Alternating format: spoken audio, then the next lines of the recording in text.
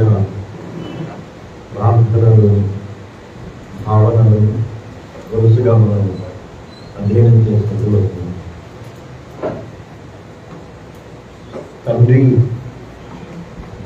నువ్వు పరలోకంలో ఉంటావు, అలా ప్రారంభం అవుతుంది.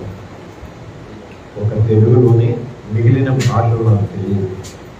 అరమేయలో కానీ, హీబ్రూలో కానీ, గ్రీకు, లాటిన్, ఇంగ్లీష్, ఈ 5 భాషల్లో కూడా తండ్రి అనే మొదలవుతుంది. తండ్రి, నువ్వు పరలోకంలో ఉన్నావు. అందుకని తండ్రి అనే పదాన్ని లేక ఆ భావనను మొదట మనం అధ్యయనం చేస్తున్నాం. ఆ తర్వాత పరలోకాన్ని గురించి పోయిన ప్రభాతంలో మనం చెప్పుకున్నాం. పరలోకం, దానిలో ఒక మీమాంసను కూడా లేవనెత్తుకున్నాం. ఎంతవరకు గుర్తుంటుందో నాకైతే తెలియదు. మీమాంస ఏంటంటే పరలోకం నిర్మితమా, సృష్టి, అది మీమాంస. దాన్ని నీ రాజ్యం వచ్చునుగాక అనే భాగంతో కలిపి చెప్పాలి అని దాన్ని అలా పక్కన పెట్టాను. ఇవాళ నీ నామము పరిశుద్ధపరచబడునుగాక, లేక నీ నామము పవిత్రమవునుగాక, లేక పవిత్రమైనది నీ నామము. అది ఎలాగైనా చెప్పు. సో నామం,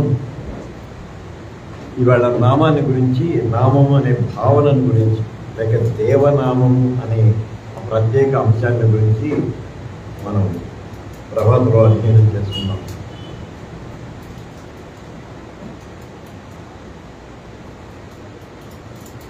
సరదాగా ఏమంటామంటే, అరే నా పేరు చెప్తా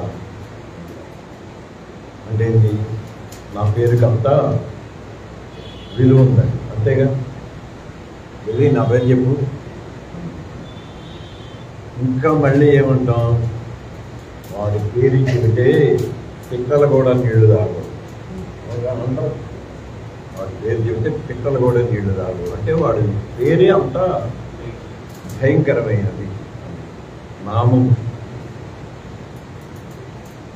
నీ నామము పరిశుద్ధపరచబడును గాక అని ప్రభువు శిష్యులకు ప్రార్థనలో చెప్పినప్పుడు, నామము అనే దాని అర్థం లేక నామము అనే దాని ప్రాధాన్యతను శిష్యులు, ఆ తర్వాత ఆయన అనుచరులు ఎలాగూ గ్రహించి ఉంటారు, అది నామాన్ని ఎలాగూ గ్రహించి ఉంటారు.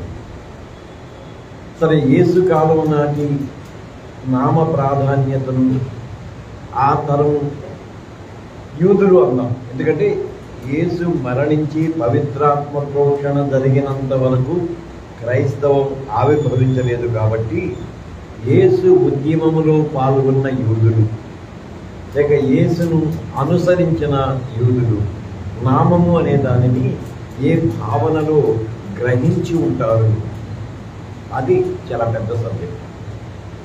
బహుశా ఈ ప్రభాతలో, వచ్చే ప్రభాతలో, ఆ పై ప్రభాతలో కూడా దీని గురించి విపులమైన అధ్యయనాన్ని మనం చేస్తాం. నామము అనే మాట లేక దేవనామ ప్రస్తావన ఆదికాండం 4వ అధ్యాయం, యెహోవా నామము ప్రార్థన. అంటే నామము, ప్రార్థన, ఆ రెండు అక్కడ కలిసి ఉంటాయి. యెహోవా నామం పేరిట ప్రార్థన చేయడం ప్రారంభమైంది. అంటే అంతకుముందు నామ ప్రస్తావన ఉన్నది, కానీ నామం పేరిట ప్రార్థన చేసే సంప్రదాయం లేదా అని అనిపిస్తుంది. మనకు తెలియదు. మనకు తెలియని దాన్ని మనం ఖచ్చితంగా ఎలా అని చెప్పడానికి తెలియదు. ఆదాము, అవ్వ, మరి కయీను, హేబెలులు అర్పణ తీసుకొని వెళ్ళినప్పుడు వారు ఏమని ప్రార్థన చేశారో అక్కడ తెలియదు. మనం దాని గురించి నాకు వస్తాం. అర్పణ మాత్రమే తీసుకొని వెళ్ళారు తప్ప ప్రార్థన యొక్క ప్రస్తావన మనకు అక్కడికి తెలియదు. కానీ 4వ అధ్యాయంలోనికి వచ్చేసరికి ఆదాము, అవ్వ, కయీను, హేబెలు, షేతు, ఎనోషు, అంటే 3వ తరం, అంతేనా? మూడవ తరంలో మానవాళి యొక్క మూడవ తరంలో యెహోవా నామము, 2 ప్రార్థన, ఈ 2 కూడా అక్కడ కనపడతాయి. ఎక్కడ నామము అనేది, నామము ప్రార్థనతో జత చేయబడి ఉన్నది. దానికి ముందుకు వెళ్దాం, అక్కడికి వెనక్కి రావాలి కానీ దానికి ముందుకు వెళ్దాం. నామము సృజనాత్మకమైనదిగా కనపడుతుంది. దేవుడు అనే పదం కానివ్వండి, యెహోవా అనే పదం కానివ్వండి, సృజన శక్తితో ఆ నామం కనిపిస్తుంది.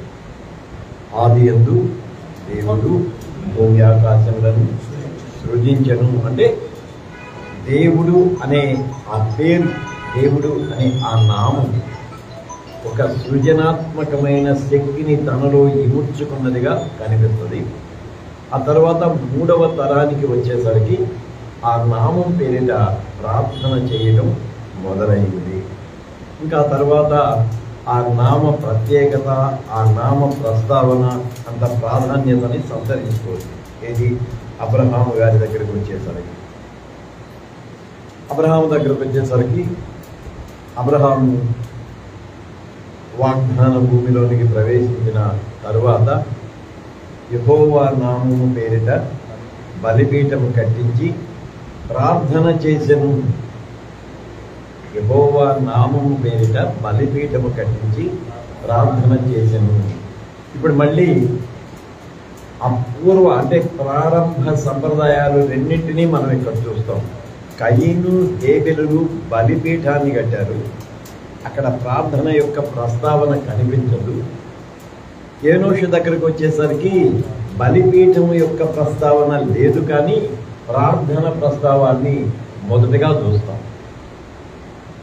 అబ్రహాము దగ్గరకు వచ్చేసరికి అబ్రహాము బలిపీఠం కట్టించి యెహోవా నామము పేరిట ప్రార్థన చేశాను.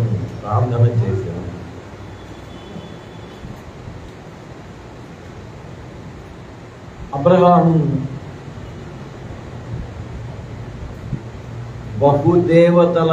బహుదేవుళ్ళ నామాలను ఆయన పిలుపుకు పూర్వం ఎరిగినవాడు.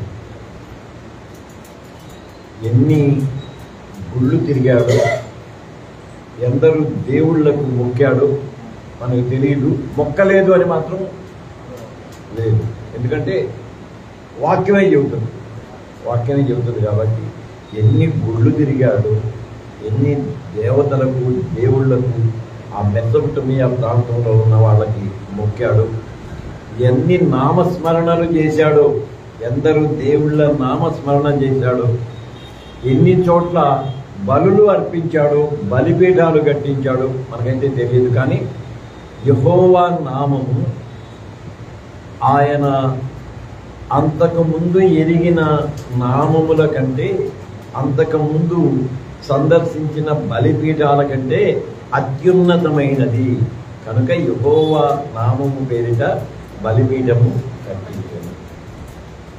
అక్కడితో యూదుల లేక ఇశ్రాయేలీల నామ ప్రస్తావన ప్రారంభం.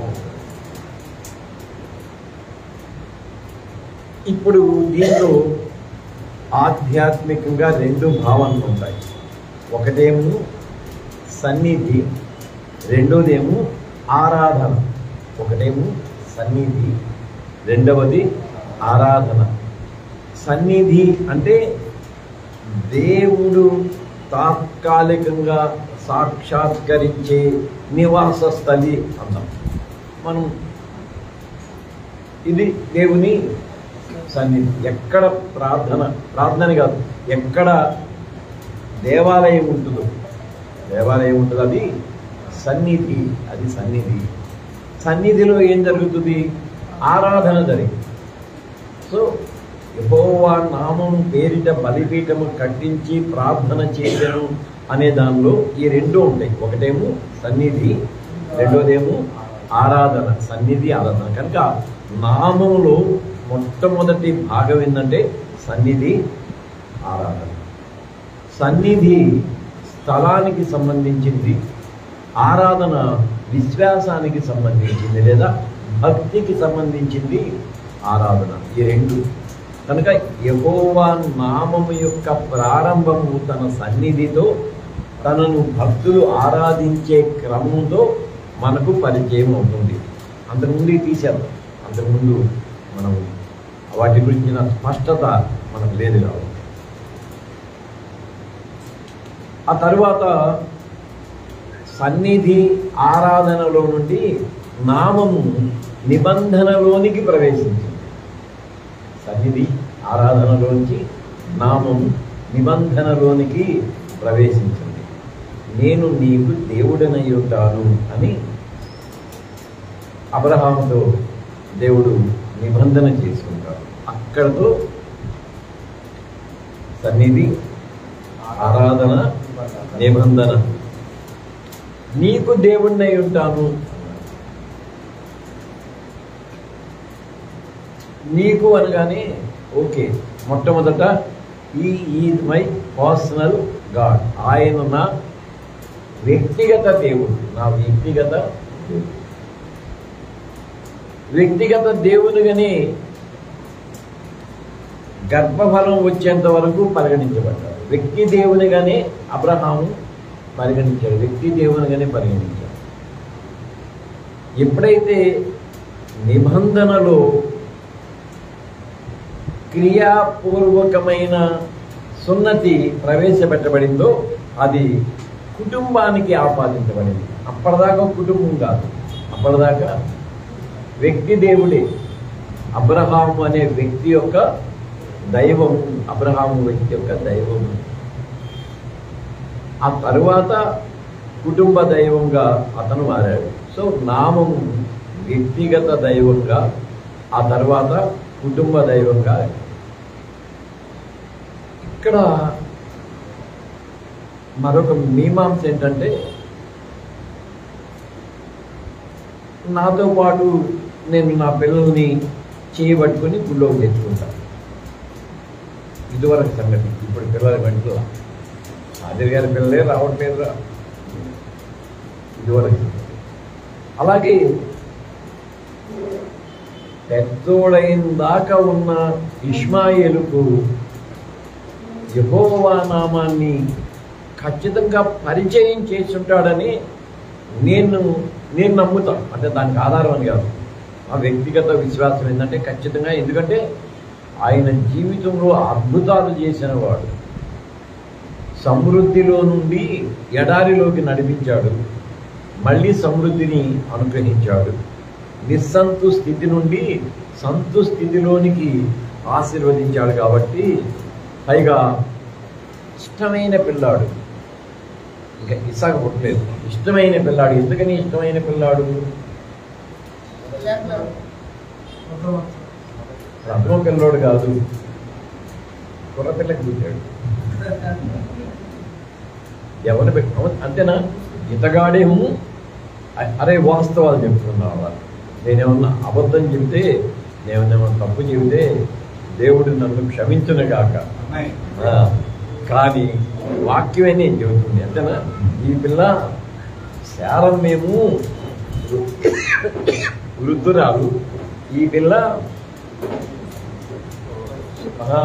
ఒక అందమైన పడుచు అందమైన ఐగుప్తు పిల్లకు తన శక్తితో కన్నాడు. తన శక్తితో కన్నాడు అంటే నా వాడు కనుక, ఆదాం కనుక నా ఎముకలో ఎముక, నా మాంసంలో మాంసం అన్నట్టే.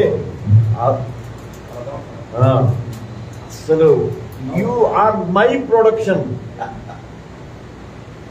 సో మై ప్రొడక్షన్ అనే మాటకి, అరే నువ్వు పుట్టడానికి కారణం నా సన్నిధి, నా ఆరాధన, నా నిబంధన. అంతేగా, నేను నీకు దేవుడినై ఉంటాను, నీతో నేను నిబంధన చేసుకుంటున్నాను. మళ్ళీ దేవుడినై ఉంటానని ఏం చెప్పాడు? నిన్ను ఆకాశ నక్షత్రాలు లెక్కించలేనంత సంతును నీకు ఇస్తాను అన్నాడు. ఇసుక రేణువులంత సంతును నీకు ఇస్తాను అన్నాడు. So you are my promise child, you are my product. అక్కడ దేవుడు కాదు, you are my product. So ఎంతగా ప్రేమించుంటాడుగా తొళ్ళ మీద కూర్చోబెట్టుకొని ఆనందిస్తూ వచ్చింది. ఫస్ట్ బోర్న్ చేయాలి. ఖచ్చితంగా యెహోవా నామాన్ని అంటే సన్నిధిని ఇష్మాయేలు అనుభవించుంటాడు, ఆరాధనలో ఇష్మాయేలు పాల్గొని ఉంటాడు, నిబంధనకు గుర్తుగా, నిబంధన తొలి గుర్తువాడు, నిబంధన గుర్తుగా ఇష్మాయేలు ఉంటాడు. కానీ ఇష్మాయేల్ని ఈ అవ్వ నిర్దాక్షిణ్యంగా తరివేసింది. సరే, అది పక్కన పడేద్దాం. ఆ అవ్వ చేసిన పనికి ఇప్పటికీ తగులాడుకుండానే ఉన్నారు. లేదా మనం భారతీయ హైందవ సంప్రదాయంలో అయితే రావణ కాష్టం అంటారు కదా. రావణ కాష్టం అంటే అది ఎప్పుడు రగులుతూనే ఉంటుంది, ఆరిపోనిది రావణ కాష్టం. అలాగే శారమ్మ చేసిన పనికి ఈ యూదుల కాష్టం రగులుతూనే ఉంది. ఆ యూదుల కాష్టం అలాగూ రగులుతూనే ఉంది. సరే, అక్కడి నుంచి ఇస్సాకు దగ్గరకు వస్తాం.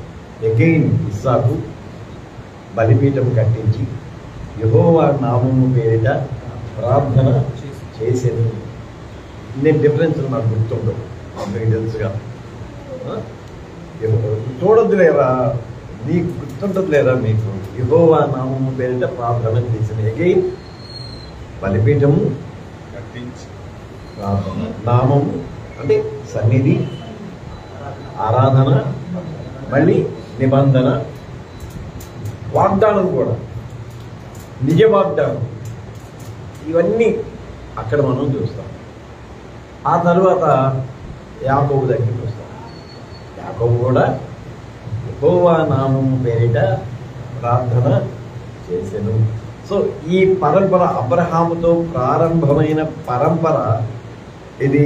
సన్నిధి, నామము, నిబంధన, ఆరాధన, ఇవన్నీ ఆ 3 తరాలు అబ్రహాము, ఇస్సాకు, యాకోబుల వరకు కొనసాగుతూ వచ్చాయి. అక్కడితో ఆగిపోయాయి తాత్కాలికంగా. యోసేపు ఇతివృత్తాంతంలో ఎక్కడ ప్రార్థన కానీ యెహోవా కానీ కనిపించింది.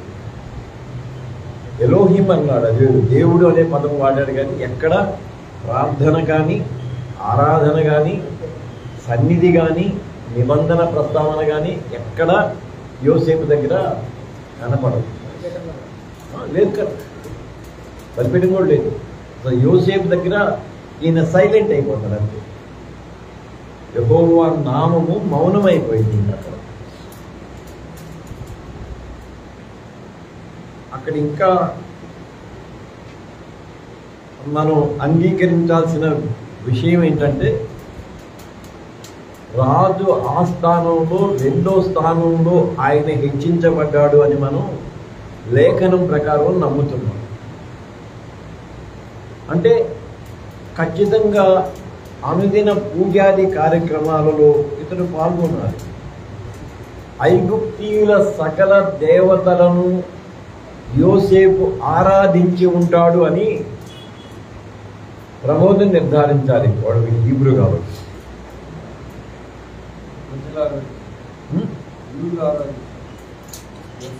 యోసేపు సంగతి దగ్గర నేను చెప్తా, యోసేపు సంగతి చెప్తున్నా. బికాజ్ యోసేపు అధికారి తరువాత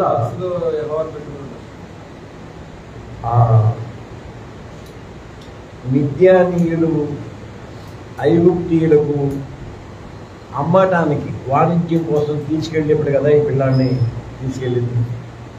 మిద్యానీయులు అమ్మే దానిలో బోళము ఆకులు ఉంటాయి, బోళము చెట్టు యొక్క ఆకులు ఉంటాయి. ఈ ఆకులు శివాలయంలో ఉండేది మారేడా,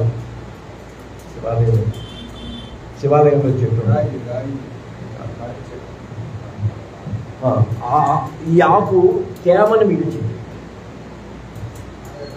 ఆ మారేడేనే అనుకుంటున్నాను నేను, గుర్తురావట్లా నాకు. ఓకేనా, ఈ ఆకు చెట్లు ఉంటాయి, గుంటూరులో కూడా ఒక శివాలయంలో నేను ఆ చెట్టు చూశాను. అంటే ఒక చోటే చూశాను, చాలా చూస్తాను. అవి తేమను పీలుస్తాయి. అందుకని ఎందుకు ఈ మాట చెప్తున్నానంటే, ఫరో రాజప్రసాదంలో ఆ దేవుళ్ళు దేవతల వ్యక్తిగత ప్రార్థనా స్థలం, ఆరాధన ఉంటుంది. మీరు 10 కమాండ్మెంట్ చూసే ఉంటారు. ఆ ఫరో కొడుకు చనిపోతే తీసుకువెళ్ళి ఆ దేవత చేతి మీద పెడతారు. యుద్ధం నుండి తిరిగి వచ్చిన తర్వాత ఆ అమ్మాయిని చంపడానికి కత్తి తీస్తాడు. నాకు చాలా ఇష్టమైన డైలాగ్. కత్తి తీస్తే మోషే రక్తం ఏది అని అడిగింది. కత్తి మీద మోషే రక్తం లేదు అంటే అది నువ్వు ఓడిపోయి వచ్చావు. వాడు ఒక నిట్టూర్పు వచ్చి కత్తి విసేసి your god is god, his god, ఏదో హిస్ గాడ్ ఈజ్ గాడ్. అద్భుతమైన ఆ సినిమా మొత్తం మీద ఆ ఇతివృత్తాంతంలో నాకు ఆయన దేవుడే హిస్ గాడ్. Simple dialogue. అక్కడ మనం ఇవి చూస్తాం. అలాగే యోసేపు నివాసంలో ఖచ్చితంగా ఐగుప్తీయుల ప్రధాన దేవుని విగ్రహం ఉంటుంది. ఇతగాడు ఖచ్చితంగా చెప్పబ్బాయి ముఖ్యం. అది ఇప్పుడు నచ్చావు అది. సో ఐగుప్తు సంప్రదాయం వాళ్ళ ముత్తాతున్నాడే అబ్రహాము మొక్కాడు. ఇది మెసొపొటేమియా ప్రాంతానికి సంబంధించిన దేవుళ్ళు దేవతల నామాన్ని సన్నిధిని అందాం. వాళ్ళు కూడా సన్నిధిని ఆరాధనని అబ్రహాము అనుసరించాడు. ఇస్సాకు యాకోబులు అనుసరించలేదు. యోసేపు దగ్గరకు వచ్చేసరికి మళ్ళీ యోసేపు వాళ్ళ ముత్తాతలాగే విగ్రహ ఆరాధనలో పాల్గొన్నాడు. చరిత్ర యొక్క పునరావృతం, దాన్ని ఎవరూ కాదనడానికి. సో యెహోవా నామము యోసేపుకు తెలియదా? యెహోవా నామము యోసేపుకు తెలియదా? తెలిసిన కుటుంబ దేవునిగానే పరిగణించబడ్డాడు కాబట్టి, వ్యక్తిగత దేవునిగా కుటుంబ దేవునిగానే పరిగణించబడ్డాడు కాబట్టి, బయట వాళ్ళకి ఆ నామాన్ని ప్రకటించాల్సిన అవసరం పడలేదా? సమర్థించుకోవాలి. మళ్ళీ మనం సమర్థించుకోవాలిగా, అందుకు అవసరం పడలేదా? అక్కడి నుంచి 400 ఏళ్ళు అంటే ఆదికాండం ఆఖరి అధ్యాయం, నిర్గమాకాండం మొదటి అధ్యాయానికి ఆ పేజీకి 430 ఏళ్ళు గ్యాప్. అంతేగా, పేజీ నువ్వు పెట్టి తిప్పితే 400 సంవత్సరాలు నువ్వు దాటేసావు. Very simple. ఈ 400 సంవత్సరాల్లో యెహోవా నామ ప్రస్తావన మనకి తెలియదు. అక్కడ మోషే ప్రమోద్ అన్నట్టు ఐగుప్తీయుల సకల విద్యలను విద్యను అభ్యసించాలంటే ఏం చేయాలి? అక్షరాభ్యాసం ఏం చేయిస్తారు వాళ్ళు? చెప్పలేదు. పలక తెచ్చి చెరువు గుర్తేసి యేసు అని కదా అంటే అక్షరాభ్యాసం దేంతో మొదలు పెడతాం?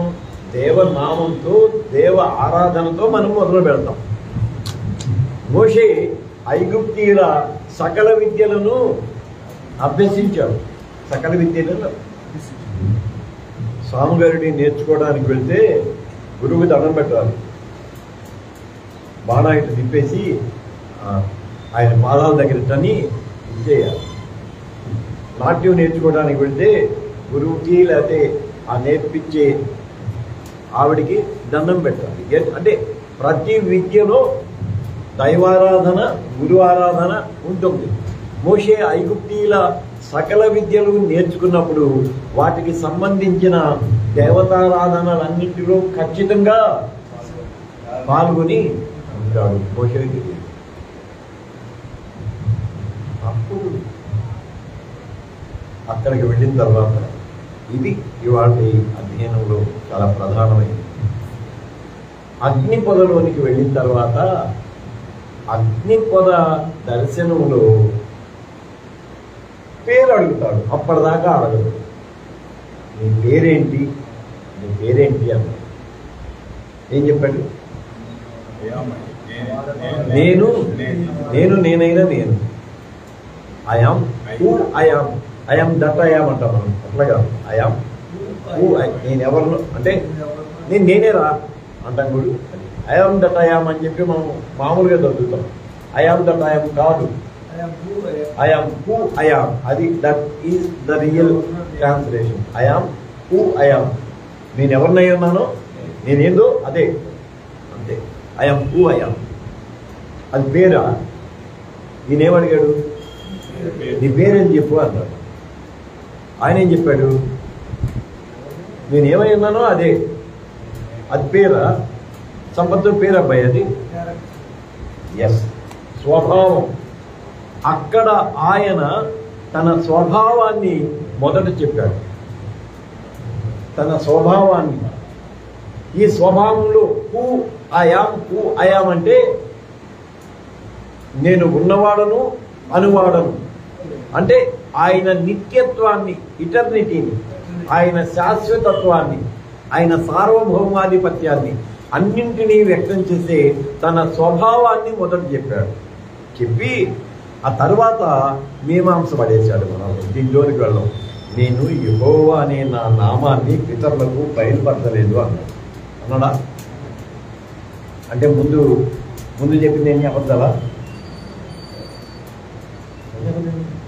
ఆయన చెప్పిన వాటిని నేను చెప్పట్లా. యెహోవా నామమున ప్రార్థన చేశాను అనేమో ఎక్కడి నుంచి? ఎనోషు దగ్గర నుంచి. ఎనోషు, అబ్రహాము, ఇస్సాకు, యాకోబు యెహోవా నామం పేరు ప్రార్థన చేశాను అని చెబితే ఈయనంటాడు, అబ్బాయి వాక్యమే కదరా, నేనేమన్నా అబద్ధం చెబుతాను. నేనేమై ఉన్నానో అది. కానీ మీ పితరులు ఉన్నారే, వాళ్ళకి నేను ఈ పేరుతో ప్రత్యక్షం కాలేదు, నా పేరును బయలుపరచలేదు. ఇక్కడ ఏది నిజం, ఏది అబద్ధం రాజేశ్వరరావు చెప్పాలి. వాడే సీనియర్ బైబిల్ టీచర్, అందుకని అనే చెప్పాలి. లేదా హీబ్రూ ప్రొఫెసర్, వీళ్ళిద్దరే చెప్పాలి. అక్కడ తెలుస్తూనే ఉంది కదా, ఆ తేడా తెలుస్తుంది కదా. సరే, దాని గురించి ఆలోచన చేయండి. దాని గురించి ఆలోచన చేస్తే దాన్ని తర్వాతి దీంట్లో మనం ఆలోచన చేద్దాం. ఓకే, ఎందుకు నీ పేరేంటి అంటే ఆయన పేరు కాకుండా ఎందుకు స్వభావాన్ని చెప్పాడు. ఇది చాలా అద్భుతమైన దేవజ్ఞానపరమైన అంశం. జాగ్రత్తగా గమనించాలి. మెసొపొటేమియా ప్రపంచంలో 4 ప్రధాన నాగరికతలు ఉన్నాయి, ప్రాచీన నాగరికత. ఒకటేమో మెసొపొటేమియన్ సివిలైజేషన్, రెండోదేమో ఈజిప్షియన్ సివిలైజేషన్, మూడోదేమో ఇండస్ వ్యాలీ సివిలైజేషన్, సింధులోయ నాగరికత. సామాన్యమైంది కాదు, సింధులోయ నాగరికత. 4వది చైనా నాగరికత. దాని గురించి పెద్దగా చదవం మనం, ఎందుకో మనకు తెలియదు, నాకు తెలియదు. బట్ ఈ 4 నాగరికతలు. మెసొపొటేమియన్ సివిలైజేషన్లో చంద్రారాధన, చంద్రుణ్ణి ఆరాధించడం ప్రధానమైనది. వారికి చంద్రుడు ప్రధానమైన దేవుడు, చంద్రదేవతారాధన. ఈజిప్షియన్ సివిలైజేషన్లో సూర్య దేవతారాధన ప్రధానమైనది. సిన్ అంటారు, చంద్రదేవతని సిన్ అంటారు, చంద్రదేవతారాధన. ఇస్లాం సంప్రదాయం ఏం చెప్పిందంటే చాలా మంది తెలిసిందే, జస్ట్ గుర్తు చేసుకుంటున్నాం. అబ్రహాం గారి తండ్రి గారు చంద్రదేవాలయ పూజారి అని, లేదా విగ్రహాలు చేసేవాడని, ఆ విగ్రహాలు ఈయన పడగొట్టాడని, ఇది ఇస్లాం సంప్రదాయంలో చెబుతారు. ఇప్పుడు కూడా చెబుతూ ఉంటారు వాళ్ళు. సో చంద్రదేవతారాధన వాళ్ళది. ఐగుప్తీలకు వచ్చేసరికి సూర్య దేవతారాధన. ఐగుప్తిలో రా అంటే సూర్యుడు. సూర్యుడి పరిస్థితి ఏంటంటే, ఐగుప్తీల అవగాహన ఏంటంటే, ఇతగాడు పునరపి సిద్ధాంతానికి సంబంధించినవాడు. పునరపి అంటే పదే పదే, పునరపి జననం, పునరపి మరణం, సంస్కృత పదం. పునరపి అంటే పదే పదే పదే పదే. సూర్యుడు ప్రధాన దేవుడు. ఎవరికి? ఐగుప్తీయుడికి ప్రధాన దేవుడు. ప్రతి ఫరో సూర్యుడిని ఖచ్చితంగా ఆరాధించాలి. రాజదేవుడు అన్నమాట. సూర్యవంశరాజులు అని ఉంటారు మనకి పురాణాల్లో. అలాగే సూర్య ఆరాధకుడు వాడు. కానీ ఇతగాడు పొద్దున్నే లేస్తాడు, సాయంకాలం చచ్చిపోతాడు. పొద్దున్నే పుడతాడు, సాయంకాలం. దాన్ని పునరపి స్థితి అంటాం. పునరపి జననం, పునరపి మరణం. పుడుతూ ఉంటాం, చస్తూ ఉంటాం, మళ్ళీ పుడుతూ ఉంటాం, మళ్ళీ చస్తూ ఉంటాం. It is a cycle. ఒక చక్రియ, ఒక చక్ర ప్రక్రియ, వృత్త ప్రక్రియ అంటాం దీన్ని. అంటే ఏంది మరి? సాయంకాలం నుంచి రాత్రి దాకా, ఉదయం దాకా ఎక్కడున్నాడు అనంటే పాతాళ లోకంలోనికి వెళ్ళాడు, మరణ లోకంలోనికి వెళ్ళాడు. మళ్ళీ పుడతాడు. అతనుకున్న శక్తి ఏంటంటే అతడు మరణిస్తాడు, మళ్ళీ పుడతాడు. ఇదే భావన. ఈ 400 సంవత్సరాల బానిస జీవితంలో ఉన్న ఈ యూదుల యూదులు కాదు, ఇస్రాయేలీల సంతానం ఉందే, వీళ్ళందరూ ఆ భావంలోనే ఉన్నారు. దేవుడు అంటే ఎవరు? పునరపి స్థితి కలిగిన వాడు. పుడతాడు, చస్తాడు, పుడతాడు, చస్తాడు, పుడతాడు, చస్తాడు. ఇది దేవుని తత్వం. అందుకని ఈయన స్వభావం ఏమిటంటే, అరే నేను పుట్టలేదు, చావలేదు, నేనే, నేను ఉన్నవాడని అన్నవాడు. ఐయామ్ హూ ఐయామ్, నా నిత్యత్వం. నేను సూర్యునిలాగా అస్తమించను, మళ్ళీ ఉదయించను. అసలు నాకు ఉదయం లేదు, అస్తమయం లేదు. అస్తమయాన్ని ఉదయాన్ని కలుగ చేసిన వాడును నేనే. అది హూ ఐయామ్ అది. అందుకని అక్కడ పేరు చెప్పలా, స్వభావం చెప్పాడు. నేనేం చెప్పాలి అనంటే, నేను నిత్యుడైన దేవుడను, సత్యుడైన దేవుడను, అస్తమయ ఉదయాలకు అతీతుడైన వాడిని, అస్తమయాన్ని ఉదయాన్ని నా స్వాధీనంలో ఉంచుకున్న సృజనకర్తను అని తన స్వభావాన్ని మొదట వెల్లడించి ఆ తరువాత తన నామాన్ని వ్యక్తపరిచాడు. సో ఇక్కడ ఆపేద్దాం. ఇది చాలా పెద్ద పరంపర. నామం అనేది అంటే నీ నామం పరిశుద్ధపరచబడును గాక అని ప్రభువు చెప్పినప్పుడు ఆ నామాన్ని గురించి వాళ్ళకు ఒక అవగాహన ఉండాలి. ఆ నామాన్ని గురించి అవగాహన మనం కూడా ఏదో మామూలుగా అట్లా అంటాం, కానీ అంత లోతుగా ఆలోచన చేయాలి. సన్నిధి, ఆరాధన, నిబంధన, వాగ్దానానికి ముందు క్రియ ఉంది, సున్నతి ప్రక్రియ, ఆ తర్వాత వాగ్దానం. ఈ ఐదు ప్రక్రియలు ఉన్నాయి. ఇవి వ్యక్తిగత, కుటుంబ, దైవంగా ఈ 5 ప్రక్రియలు ముందు ఉన్నాయి. ఎప్పుడైతే మోషే ఉన్నవాడను అనువాడను అనే ప్రత్యక్షతలోనికి వెళ్ళాడో, కుటుంబ దైవం సార్వత్రిక కూడా జాతి దైవంగా జనదైవంగా జాతి దైవంగా రూపాంతరం చెందాడు. సో నామం యొక్క ప్రాధాన్యత ఇవన్నీ: సన్నిధి, ఆరాధన, నిబంధన, సున్నతి ప్రక్రియ, వాగ్దానం. Thank you.